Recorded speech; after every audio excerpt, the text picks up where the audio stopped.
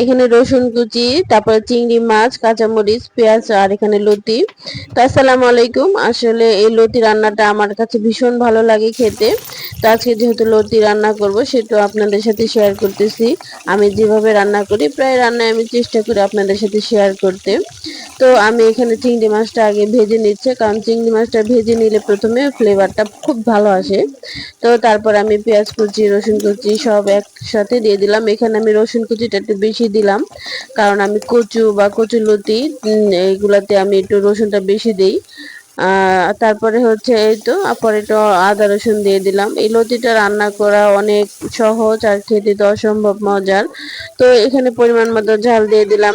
কাঁচামরিচ তো দিলামই, যেহেতু আমাদের ঘরে সবাই ঝাল খায়। তো আমার মেয়েটা ঝাল খেতে খুব পছন্দই করে। আর লতিটা ও অনেক পছন্দ করে, যেহেতু চিংড়ি মাছ দিয়ে রান্না করতেছি। তো একটু মশলাটা কষিয়ে ভালো করে তারপরে এই লতিটা আমি দিয়ে দিলাম। তো লতিটা খেতে অসম্ভব মজা। আর যেহেতু এটা দেশি লতি, চিকন লতি যেটা, এটা আসলে আমরা যেহেতু গ্রামে থাকি আমি, তো গ্রামে এই লতিটা আনাচে কানাচে থাকে।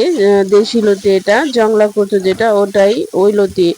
তো এই লতি আমরা বাজার থেকে কিনে আনিনি। বাজারের লতিটা আমার কাছে ততটা ভালো লাগে না। তো আলহামদুলিল্লাহ এই তো আমার রান্না শেষ।